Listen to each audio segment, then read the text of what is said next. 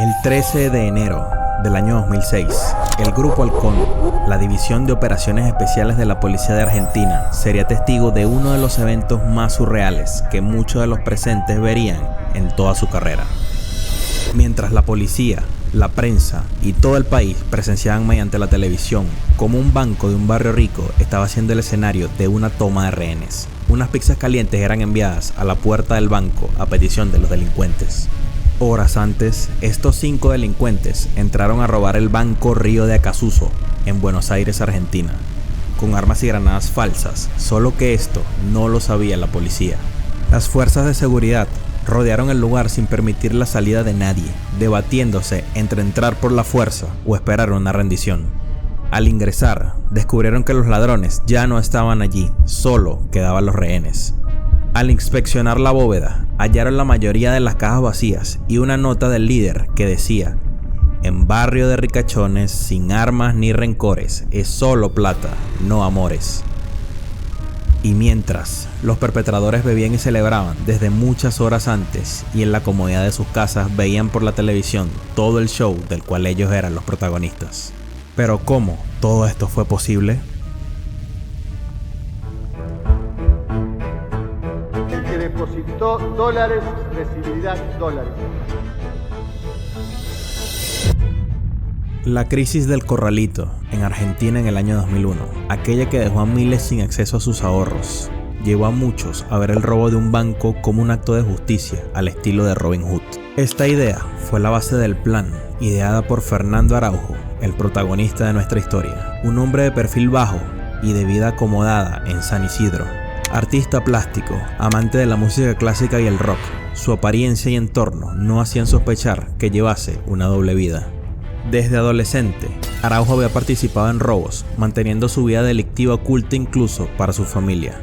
A lo largo de los años, combinó su pasión por el arte con pequeños golpes, motivado por la adrenalina y la ambición.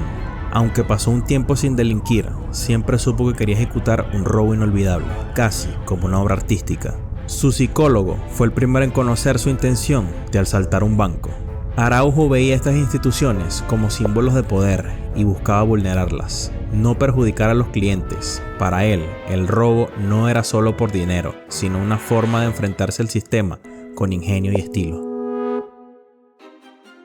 Para llevar a cabo su plan, Araujo estudió cuidadosamente los puntos débiles de los bancos y los errores cometidos por otros ladrones, buscando así evitar sus fallos.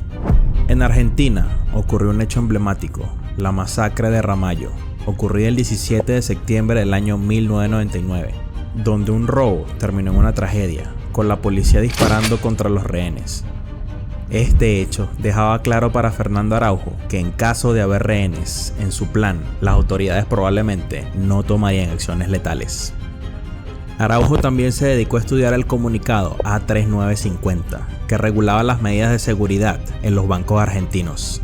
Con parámetros como el grosor de las paredes de la bóveda y los sistemas de cerradura, se dio cuenta que aunque existían múltiples medidas para prevenir robos, no había protección contra un robo simultáneo a través de un túnel y un robo express. Aprovechando que durante el horario bancario los sensores de seguridad se desactivaban, planeó cavar un túnel para acabar sabiendo que tendría tiempo suficiente entre el aviso de la alarma y la llegada del Grupo Halcón, para escapar mientras la policía negociaba. Una vez ideado su plan, Araujo se enfrentó a la difícil tarea de reclutar a más personas. Pensó en primer lugar en su amigo Sebastián García Bolster, un hombre estructurado y mecánico, aunque no ladrón. Tras contarle el plan, Bolster rechazó la idea, calificándole de una locura, pero Araujo confiaba en que con el tiempo lo convencería. Decidió así que el Banco Río de Acasuso sería el objetivo, ya que se encontraba en un barrio de familias muy adineradas que no sufrirían mucho por la espera de la devolución del dinero por parte de las entidades bancarias a las cuales les tocaría hacer devolución ante sus clientes afectados. Unos días después, Araujo visitó el banco para obtener información. Preguntó por las cajas de seguridad, diciéndole al ejecutivo que era para su abuelo, quien supuestamente estaba afiliado al banco.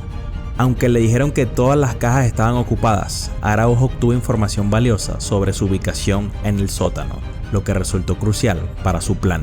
En una nueva visita al banco, Araujo descubrió que la puerta del sótano estaba abierta, donde vio a una empleada de limpieza. Después de disculparse, reconoció que ese cuarto poco transitado y sin seguridad sería ideal para el túnel. Días después, mientras paseaba en bicicleta, conversó con operarios de una obra pluvial y descubrió que usaban un sistema que dejaba tapas de cemento a intervalos regulares. Esto le reveló que un desagüe subterráneo pasaba por la misma calle que el banco, lo que le permitió replantear su plan. En lugar de un túnel largo, usaría el desagüe para escapar, construyendo así solo un túnel corto hacia el cuarto de limpieza. Para asegurarse de que el plan funcionara, obtuvo planos de los desagües de San Isidro, haciéndose pasar por profesor de la Universidad de Buenos Aires. Al volver a donde su amigo para convencerlo, este encontró que el nuevo plan era mucho más viable, y aunque aún dudaba por temor a las consecuencias, Araujo sabía que sus habilidades eran esenciales para el éxito. Mientras tanto, estudió el protocolo de la crisis de rehenes que consiguió con la ayuda de un amigo juez. En noviembre del año 2004, Araujo exploró el desagüe por primera vez. La entrada no era profunda y el agua era mayormente limpia, permitiéndole llegar cerca del banco en media hora. Estudió meteorología para saber los mejores momentos para entrar, ya que solo en la baja mar podía descender sin que el agua se profundizara. Al día siguiente, Araujo volvió a contarle a Bolster los avances y la nueva información sobre el túnel, lo que despertó finalmente la curiosidad en su amigo, quien aceptó acompañarle esa misma noche. Juntos caminaron por el desagüe y Bolster determinó que necesitarían un esmeril para los cortes y un generador eléctrico para su funcionamiento, lo que Araujo compró con los últimos dólares que le quedaban. Tras medir y calcular la distancia al banco, Araujo determinó que el túnel debería tener 15 metros de largo, con una inclinación sostenida de 69 grados, previniendo así cualquier desviación y terminar saliendo por accidente en la casa de algún vecino. Ahora necesitarían un tercer miembro para ayudar con el pesado generador, por lo que decidieron reclutar al Dr. de Bauza, un criminal de renombre, una leyenda del delito que había cometido grandes crímenes en los años 80. De Bauza aceptó el plan con la condición de que usaran alias y no hablaran de su pasado. Después de organizarse, bajaron el generador y comenzaron a excavar, aunque Araujo no estaba satisfecho con la velocidad a la que avanzaba el plan, por lo que decidió agregar un cuarto integrante, consultando al Dr. de Bauza al respecto. Y ambos acordaron que Rubén Alberto de la Torre, alias Beto, podría ser un buen candidato. Beto era un ladrón con historia y contaba con un largo historial delictivo. El único problema era que sufría de gota, un tipo de artritis que le provocaba dificultades para caminar, así que se dedicó a hacer de conductor. Araujo y de Bauza fueron los primeros en iniciar la excavación. Empezaron haciendo una recámara de 2 por 2 metros para almacenar el generador y trabajar más cómodos. Pero los avances se hacían cada vez más lentos. La tierra era extremadamente dura y a pesar de todo el esfuerzo, solo habían avanzado unos pocos centímetros. La excavación sería mucho más difícil de lo que habían previsto. Debido a los lentos avances, decidieron comprar un martillo neumático, lo que le permitió a Araujo él solo excavar el cuarto en solo 6 horas. Antes de iniciar con la excavación del túnel ascendente, decidieron incorporar a un quinto miembro a la banda, ya que Araujo era prácticamente el único que bajaba periódicamente al túnel a excavar y necesitaba mucha más ayuda. Por lo que en mayo de ese año se sumó Marito, alias el Uruguayo, un ladrón fuerte e incansable que estaba dispuesto a aportar tiempo y dinero al plan. Con él en el grupo, lograron avanzar 1 metro por día, trabajando 2 días a la semana en el túnel. Y con el tiempo, Araujo se convenció de que el indicado para llevar las negociaciones con el grupo Halcón era Marito, ya que era elocuente y verborrágico. Cuando estaban por terminar la excavación del túnel, llegaron a una pared de concreto, lo que significaba que habían llegado a la superficie. Para verificar su ubicación, Bolster ideó un sistema con una varilla soldada al taladro, la cual atravesó el techo de la recámara que habían cavado en ese punto y llegó hasta la calle, confirmando así de que estaban en el lugar correcto. El plan ya estaba casi listo. Habían fabricado granadas falsas y dejado solo 4 centímetros de espesor en la pared del cuarto de limpieza del banco, lo suficiente para que no se notara del otro lado, pero también lo suficientemente delgada para poder atravesarla rápidamente el día del gran robo. Lo que antes parecía un sueño lejano, ahora estaba por convertirse en una realidad.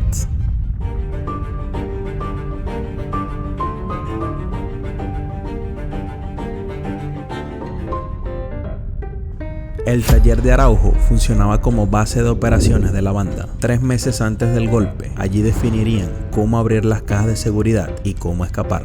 Se barajaron ideas como motos de agua o aprovechar la bajamar, pero Araujo propuso lo contrario, huir contra la corriente, hacia la ciudad. Bolster apoyó la idea y sugirió construir un dique en el túnel para elevar el nivel del agua y usar así botes inflables. El plan finalmente fue aceptado.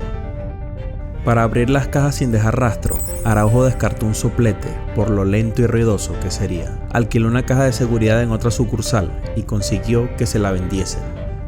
Tras hacer varias pruebas, descubrieron que una prensa hidráulica con 900 kilos de presión podría abrir una caja en tan solo 12 segundos, permitiéndoles así abrir 400 de ellas en aproximadamente hora y media.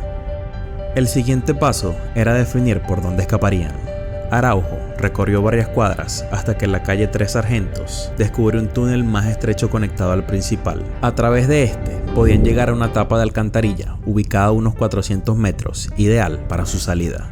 A partir de ahí surgió la idea de usar una camioneta van con un agujero en el piso y un sistema de poleas para subir el botín directamente al vehículo. Además, consiguieron otros 2 autos robados para completar el operativo.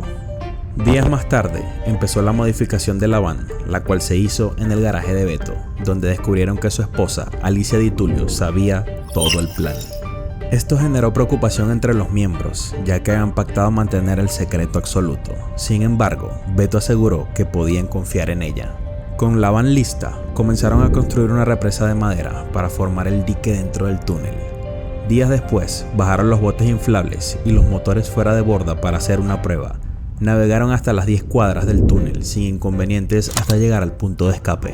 Para la huida, la camioneta debía estar lista en el parque Dardo Rocha, cerca de la alcantarilla de la salida. El conductor, al recibir la señal, tendría que estacionarse justo sobre la tapa para facilitar la carga del botín. Este rol era clave, ya que por un momento él estaría solo con el dinero mientras los demás seguían dentro del túnel. Por eso necesitaban a alguien completamente confiable.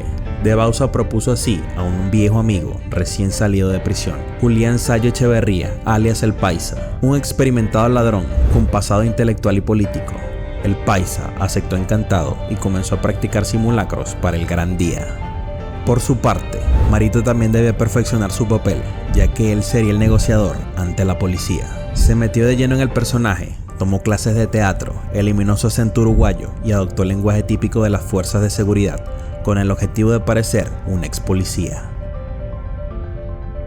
El 16 de diciembre del año 2005, la banda repasó al detalle su plan. Simularon un robo tradicional para no levantar sospechas. Llegarían 2 autos. Marito bajaría el estacionamiento con la prensa hidráulica, mientras Araujo, Beto y De Bauza dejarían el otro coche frente al banco, el cual serviría para fingir su ruta de escape. Bolster, oculto en el túnel, esperaría la señal para abrir la pared final.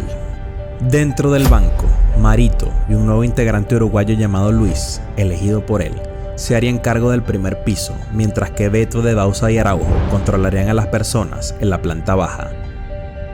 Araujo fingiría custodiar la entrada, pero en realidad esperaría ejecutar una maniobra llamada como el cucú, salir con un rehén como un escudo humano, enfrentarse a la policía y luego retroceder al banco aparentando una rendición.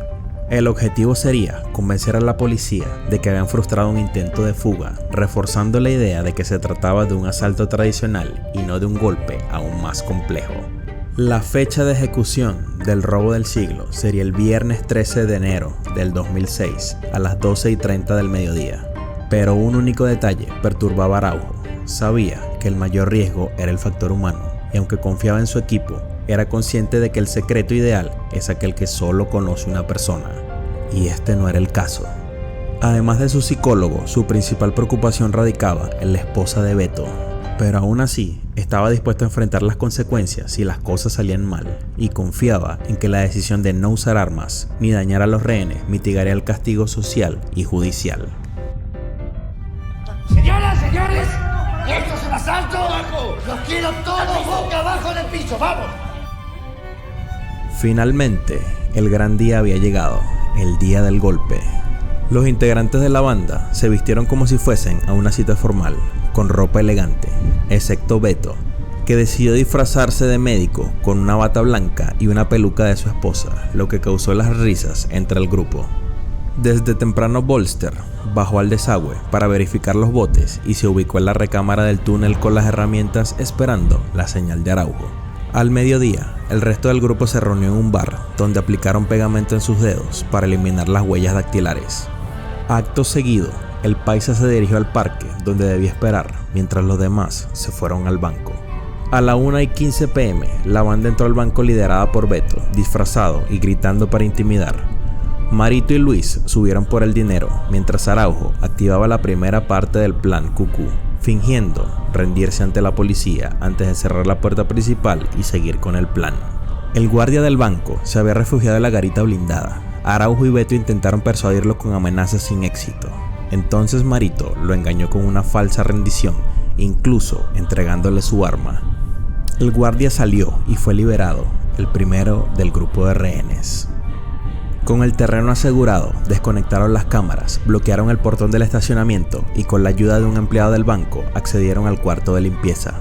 Araujo entonces dio la señal a Bolster para romper la pared y comenzaron a trasladar y montar la prensa hidráulica dentro de la bóveda. Después de probar con éxito la prensa hidráulica en la primera caja de seguridad, Araujo dio inicio a la etapa 6 del plan, una cuenta regresiva de 2 horas para abrir la mayor cantidad posible de cajas fuertes. Mientras tanto, en la planta superior, el ambiente era casi festivo. Los ladrones celebraban el cumpleaños de una empleada, ofrecían bebidas y los rehenes actuaban con tanta naturalidad que el asalto parecía una comedia. Marito, por su parte, seguía negociando por teléfono con la policía, interpretando a la perfección su papel de vocero. Transcurrida la media hora desde el inicio del plan, Marito liberó a un empleado nervioso, como gesto de buena fe. Al cumplirse las 2 horas, habían abierto poco más de la mitad de las cajas, con unas 20 bolsas llenas. Araujo decidió que era suficiente y lanzó la etapa 9, el traslado del botín. En una cadena precisa, las bolsas pasaban de Araujo a Beto, luego por el boquete a De Bauza, quien la dejaba caer al túnel, donde Bolster y Luis las acomodaban en el bote. Y mientras bajaban las herramientas y la prensa, eliminando así cualquier evidencia del robo. En la etapa 10 del plan, Araujo vació cloro en la bóveda para borrar rastros y dispersó bolsas con cabello de peluquerías, sembrando ADN falso para confundir a los forenses. Luego anunció por la radio la clave Fuga Z para iniciar la retirada. Marito, el último en quedar dentro del banco, activó la etapa 11 con un acto teatral. Llamó a la policía simulando que los rehenes tenían hambre y pidió 6 pizzas de Fugaceta y 5 gaseosas. Usando el pedido como señal para los demás, Araujo subió a informarle que todo estaba listo. Limpiaron los restos del boquete, cerraron con llave el cuarto de limpieza y recolocaron el mueble para ocultar el acceso al túnel. Pero no sin antes de marcharse, Araujo dejó una bomba falsa hecha con un tubo de PVC y cables en la entrada del túnel, sabiendo que esto obligaría a evacuar el edificio y le darían 1 hora extra para escapar. Al llegar a los botes, comenzó la etapa 12, la gran huida. 1 hora después de haber salido del banco, los ladrones ya se encontraban bajo la alcantarilla donde los esperaba la camioneta. Araujo activó por la radio la segunda parte de la etapa 12, dando la señal al paisa, quien comenzó a bajar el gancho con la polea para cargar el botín. Una vez acomodados todos en la camioneta con las bolsas, se dirigieron a una casa con garaje donde descargaron el dinero. Allí Araujo encendió el televisor y vieron como todos los canales cubrían el asalto. Afuera del banco, las pizzas seguían en la puerta y el negociador policial ya no recibía señales de los supuestos atracadores. Mientras brindaban con champán por el éxito del golpe, el grupo Halcón recibió la orden de irrumpir en el banco. Los medios esperaban ver a los ladrones esposados, pero no encontraron a nadie. Tras revisar el lugar sin éxito, recién a las 8:30 p.m. hallaron el boquete y además la falsa bomba. No fue hasta las 10:30 p.m. que la policía pudo ingresar al túnel. La escena era impactante. Decenas de cajas fuertes abiertas, olor a cloro, granadas y armas falsas. Y en la pared, la frase legendaria pegada con cinta. Cercano a las 3 de la mañana del glorioso día, terminaron de contar el dinero y repartirlo en bolsas. Cada integrante tomó su parte y pactaron no volver a verse nunca más.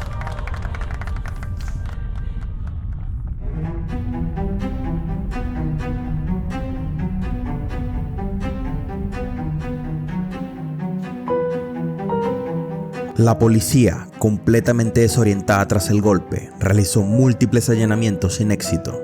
Intervino teléfonos y buscó pistas por todos lados, llegando incluso a pensar que los ladrones habían huido a Brasil. Sin embargo, el 18 de febrero del año 2006, un mes después del robo, detuvieron inesperadamente a Beto mientras hacía compras para irse a Paraguay.